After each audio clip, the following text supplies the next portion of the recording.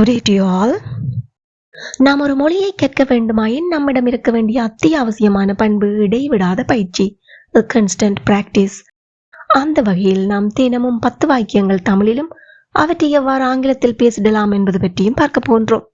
நீங்கள் செய்ய வேண்டியது என்ன? தினமும் 10:30 மணிக்கு காலையில் வெளிவருகின்ற இந்த வீடியோவை பார்வையிட்டு இங்கு பயன்படுத்தப்படுகின்ற வாக்கிய அமைப்புகளில் தினமும் பேசக்கூடிய வாக்கியங்களை முடிந்தவரை உருவாக்கி பாருங்கள், எழுதி பழகுங்கள், பேசி பழகுங்கள், மறக்காம கமெண்ட் பண்ணுங்க.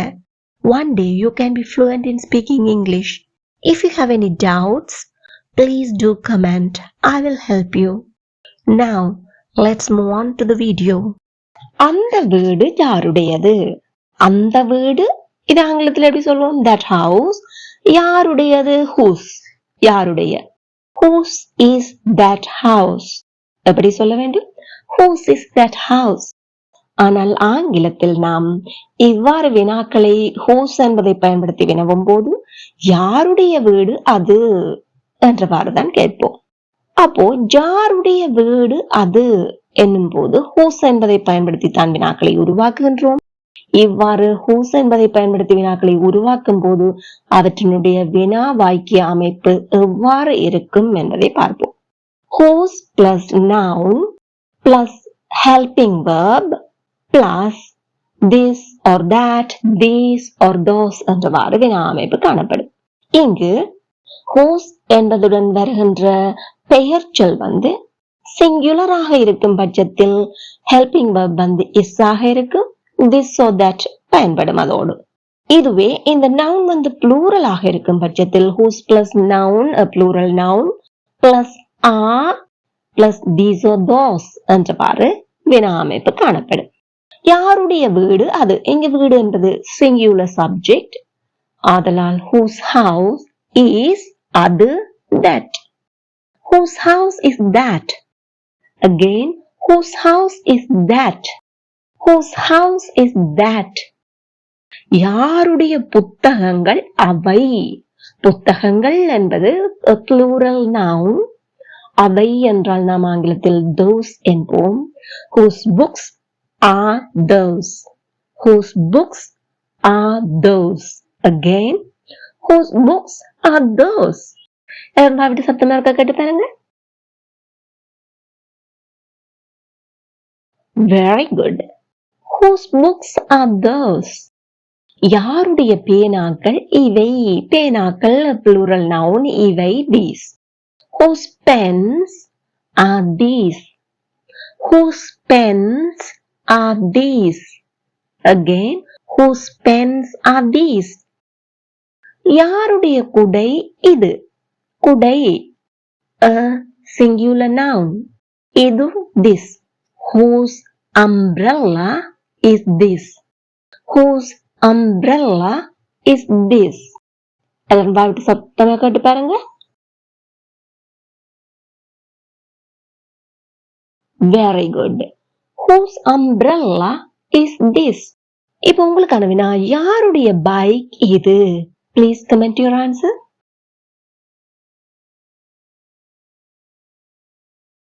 Amazing. You got it. உன்னிடம் எத்தனை பேனாக்கள் உண்டு? அல்லது நீ எத்தனை பேனாக்கள் வைத்திருக்கிறாய்? இங்கு நாம் எத்தனை என்றவாறு வினாவை வினகுகின்றோம். எத்தனை என்பதை ஆங்கிலத்தில் how many என்போம். இவ்வாறு how many என்பதை பயன்படுத்தி வினாக்களை உருவாக்க வேண்டுமாயின் அங்கு எதை பற்றி வினாவை எழுப்புகின்றோமோ அந்த பெயர் சொல் எண்ணக்கூடியதாக இருக்க வேண்டும். It should be a countable noun. அவ்வாறு எண்ணக்கூடிய பட்சத்தில் தான் how many என்பதை பயன்படுத்துவோம். how many என்பதை பயன்படுத்தி வினாக்களை உருவாக்கும் போதும் how many plus noun ஒரு பெயர் சொல் வரும் கட்டாயம். அதுக்கு பிறகு நாங்க helping verb ஒன்று பயன்படுத்துவோம். அதன் பிற்பாடு a subject plus main verb என்றவாறு வினா வடிவம் அமையும். வினாவை கேட்டு பார்ப்போம். How many pens? எத்தனை பேனாக்கள்? Do you have? நீ வைத்திருக்கிறாய், உன்னிடம் இருக்கிறது, உன்னிடம் உண்டு. How many pens do you have? How many pens do you have? Again, how many pens do you have?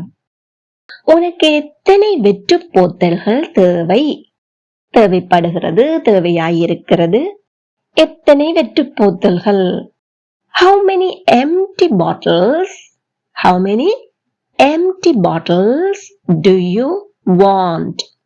How many empty bottles do you want? போத்தல்கள் என்றால் bottles, வெற்று போத்தல்கள், empty bottles. How many empty bottles do you want? எல்லாம் வாயத்திலிருந்து சத்தமா சொல்லி பாருங்க. Splendid. You got it. அந்த அலுமாரியில் எத்தனை புத்தகங்கள் உள்ளன? அந்த ஷெல்ஃப்ல எத்தனை புக்ஸ் இருக்குது? உங்க எல்லாருக்குமே தெரியும், புக்ஸ் நாங்க கவுண்ட் பண்ணலாம். It's a countable noun. How many books? எத்தனை புத்தகங்கள் are on the shelf? How many books are on the shelf? உங்க எல்லாருக்குமே தெரியும், தட்டின் மேல இப்படி அடுக்கி வைப்போம்.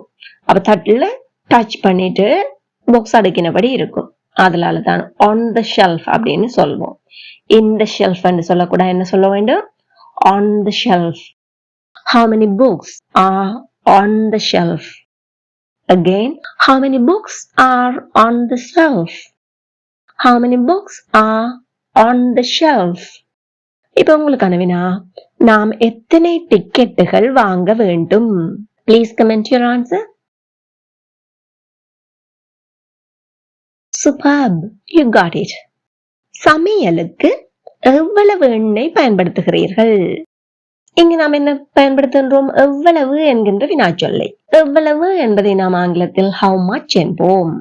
எப்படி how many அல்லது whose என்பதற்கு பிறகு பெயர் சொல் ஒன்றை பயன்படுத்தி வினாக்களை உருவாக்குகின்றோமோ அதே போலத்தான் how much என்பதன் பின்னாடியும் ஒரு பெயர் சொல்லை நாம் பயன்படுத்த வேண்டும்.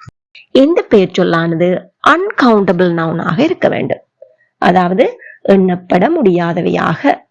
உங்க எல்லாருக்குமே தெரியும், ஆயில் என்னும் போது நாங்க எண்ணெயில் அது அளந்துதான் எடுப்போம். But a bottle of oil அப்படின்னு சொன்னால் அந்த பாட்டில வந்து எண்ணலாம். There are 7 bottles of oil. oil எண்ண முடியாது, but you can count the bottles. எங்க நான் கேட்கறது என்ன? எத்தனை போத்தல் எண்ணெய் என்று கேட்கல, எவ்வளவு எண்ணெய் பயன்படுத்துகிறீர்கள்? How much oil do you use for cooking? How much oil do you use for cooking? Again, how much oil do you use for cooking? அப்போ இதுல இருந்து உங்களுக்கு என்ன தெரிகிறது? How much என்பதன் பின்னாடியும் ஒரு noun ஒன்று பயன்படுத்துவோம். அந்த பெயர் சொல் வந்து an uncountable noun ஆக இருக்கு. plus a helping verb plus subject plus main verb என்றவாறு வினாம அமைப்பு காணப்படும். இந்த சமையல் செய்முறைக்கு எவ்வளவு உப்பு வேண்டும்? எல்லாருக்குமே தெரியும், ஒரு ரெசிபி ஒன்று நாங்க ஃபாலோ பண்ணி ஏதோ ஒரு சமையல்ல நாங்க சிறப்பா செய்யணும்னு சொன்னா எல்லாமே அளந்து நிறுத்தி நாங்க போடணும். அதனால தான் என்ன கேட்கின்றோம்? இந்த சமையல் செய்முறைக்கு எவ்வளவு உப்பு வேண்டும், தேவைப்படுகிறது என்றவாறு வினவுகின்றோம். How much salt? How much salt do you need for this recipe? Again, how much salt do you need for this recipe? Once again, how much salt do you need for this recipe? எல்லாம் வாய்விட்டு சத்தமா கேட்டு பாருங்க.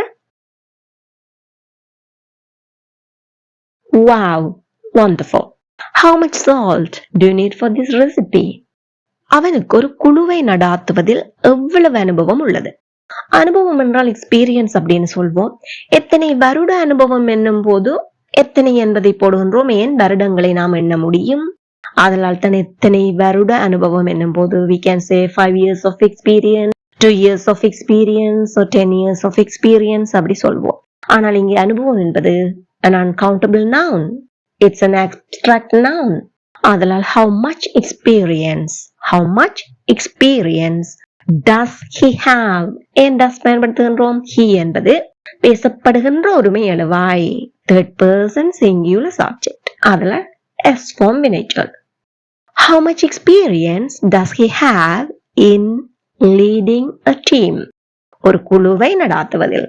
In leading a team. How much experience does he have in leading a team? எல்லாரும் என் கூட சேர்ந்து வாய்விட்டு சத்தமா சொல்லி பாருங்க. How much experience does he have in leading a team? How much experience does he have in leading a team? இப்ப உங்களுக்கான வினா, இந்த தளபாடத்துக்காக எவ்வளவு இடம் தேவை, அதாவது எவ்வளவு ஸ்பேஸ் தேவை அப்படின்னு கேட்க போறோம். Please comment your answer.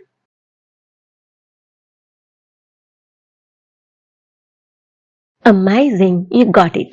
இப்போது நீங்கள் என்ன செய்ய வேண்டும்? Whose, how many, how much என்பவற்றை பயன்படுத்தி நடைமுறையில் நாம் பேசக்கூடிய வாக்கியங்களை சிந்தித்து பாருங்கள், எழுதி பாருங்கள், பேசி பழகுங்கள், மறக்காம கமெண்ட் பண்ணுங்க. It will be helpful for other viewers, and if you have any mistakes or doubts, definitely I will help you. இந்த வீடியோ உங்களுக்கு பயனுள்ளதாக இருந்திருப்பேன்.